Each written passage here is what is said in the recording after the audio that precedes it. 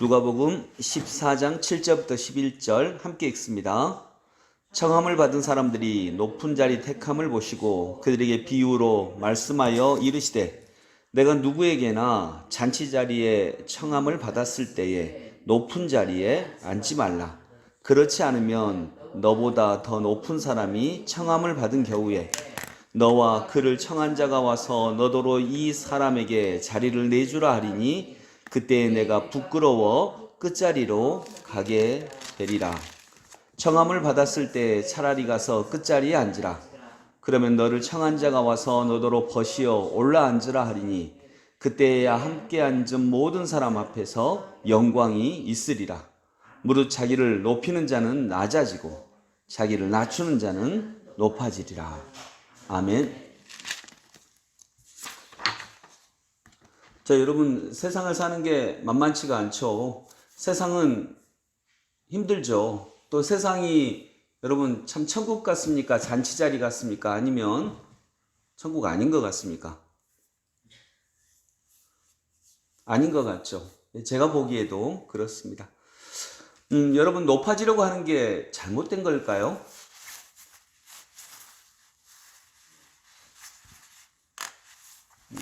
솔직하게 말씀하시죠. 높아지려고 하는 게 잘못된 건가요?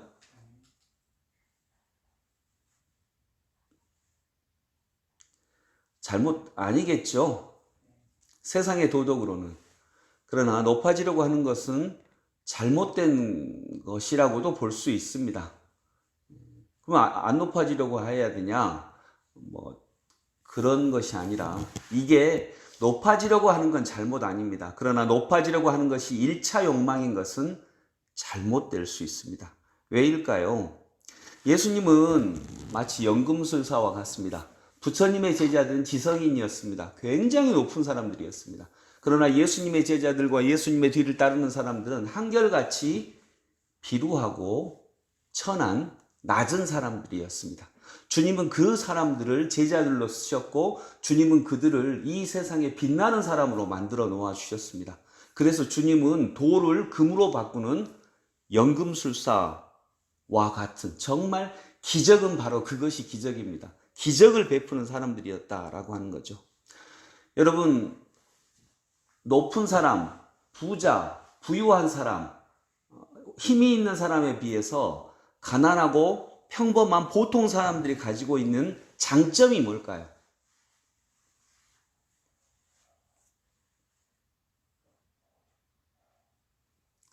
보통 사람들의 장점, 평범한 사람들의 장점은 뭘까요? 장점이 여러 가지가 있겠죠. 근데 그들은 깨끗합니다. 강제로 깨끗하게 됐든지 어쨌든지 깨끗할 수가 더 많습니다. 깨끗할 가능성이 더 많습니다. 깨끗합니다. 그리고 사랑은, 기독교의 본질은 사랑인데 사랑은 깨끗한 사람만이 할 수 있습니다. 깨끗하지 않으면 사랑을 할 수가 없죠. 그래서 청년들이 되게 사랑을 하죠. 왜냐하면 깨끗하니까. 사랑은 청년 때에 가장 잘할 수 있죠. 여러분 40대 50대만 돼도 그때 결혼하려고 하면 조건을 봅니다. 왜냐하면 청년 때만큼 깨끗하지 않기 때문입니다. 그래서 청년 때는 다른 거 안 보죠. 그냥 사랑 하나로 결혼합니다.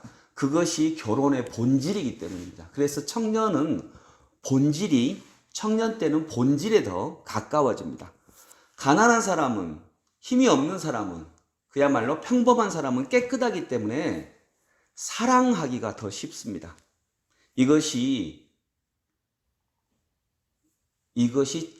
평범한 사람들이 가지는 굉장히 큰 장점이라고 볼 수가 있습니다. 여러분, 사랑은 권력을, 힘을, 부유함을, 높은 자리를 위태롭게 만듭니다.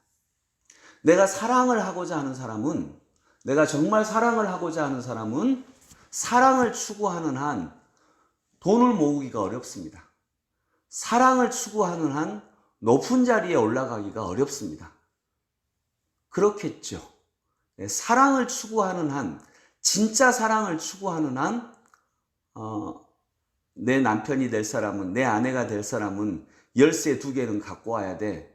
이렇게 말하기가 어렵습니다. 그래서 사랑은 힘을 위태롭게 만들고 사랑은 부유함을 위태롭게 만듭니다. 이건 당연한 수순입니다. 근데 기독교가, 여러분, 기독교가 사랑의 종교라고 할 때, 그래서 기독교는요, 부유함을 위태롭게 만듭니다. 때로는 부유함을 무력하게 만들고요. 힘을 무력하게 만들고 힘을 초라하게 만듭니다. 그래서 헤롯을 여우와 같다라고 이렇게 얘기하기도 하죠. 그래서 여러분, 높아지려고 하는 것은 그런 의미에서 잘못입니다.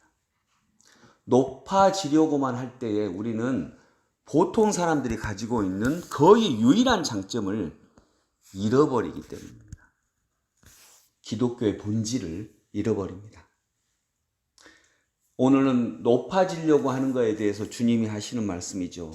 청함을 받은 사람들이 높은 자리 택함을 보시고 그들에게 비유로 말씀하여 이르시되, 청함을 받은 사람들은 당연히 높은 자리에 올라가고 싶죠. 저도 제가 더 높잖아요. 지금 여러분 낮게 있고 저는 높잖아요.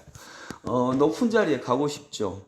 내가 누구에게나 혼인잔치에 청함을 받았을 때에 높은 자리에 앉지 말라. 그렇지 않으면 너보다 더 높은 사람이 청함을 받은 경우에 그와 그를 청한 자가 와서 너더러 이 사람에게 자리를 내주라 하리니 그때 내가 부끄러워 끝자리로 가게 되리라.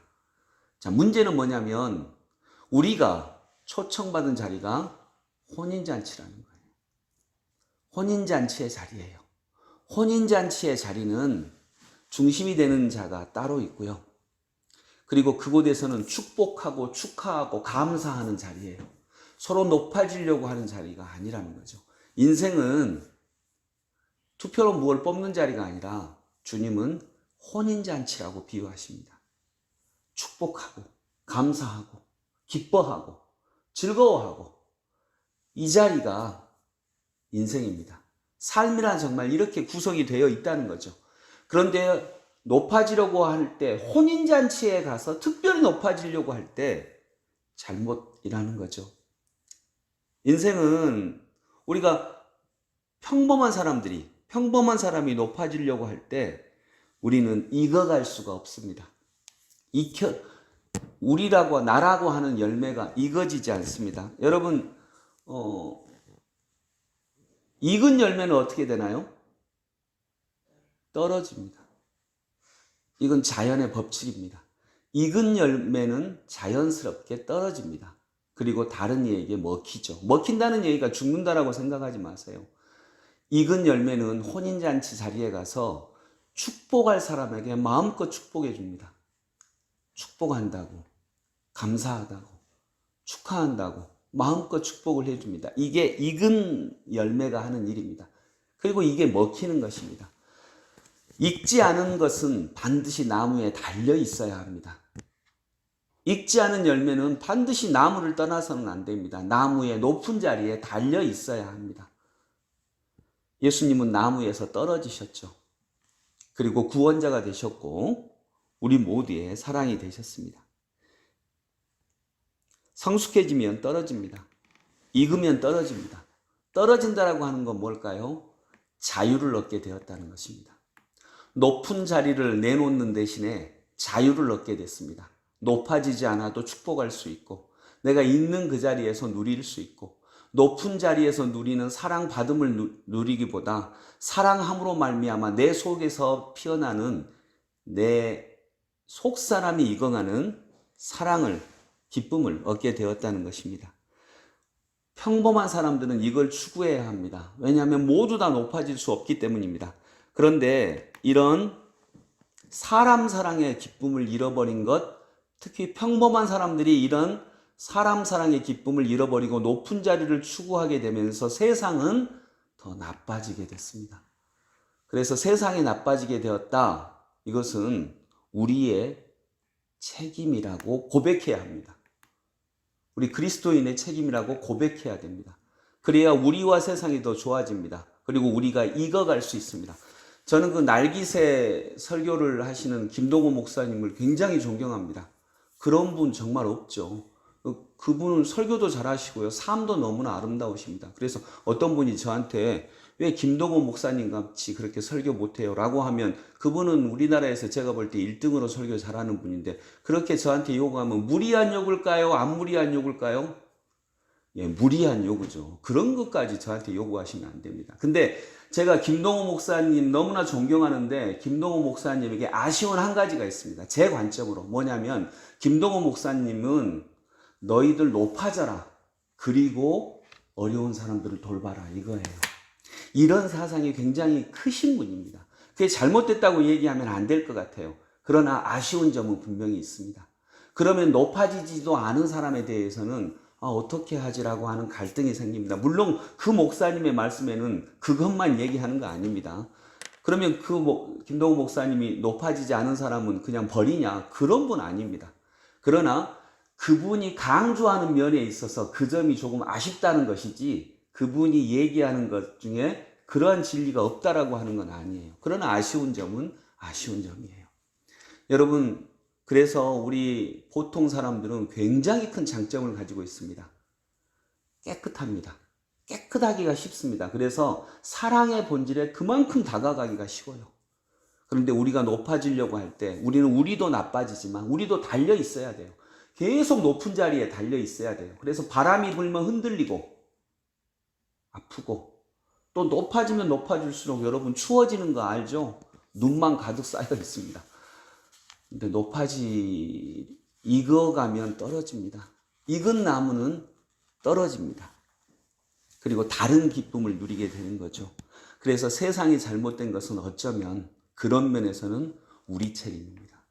여러분, 주님은 그래서 우리에게 책무를 맡기셨습니다. 이 세상을 아름답게 만들게 하는 책무. 그래서 우리는 높아지려고 하기보다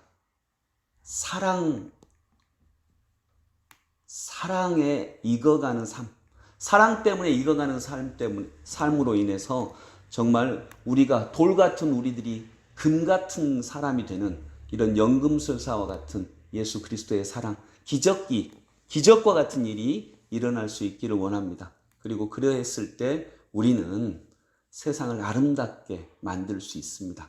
그런 은혜를 추구하고 나아가는 하나님의 백성들이 되실 수 있기를 소망합니다. 기도하겠습니다. 고마우신 주님, 은혜를 감사합니다. 익어간 열매, 다 익은 열매는 떨어집니다. 낮아집니다. 그러나 익지 않은 열매만 나무에 매달려서 바람에 흔들리고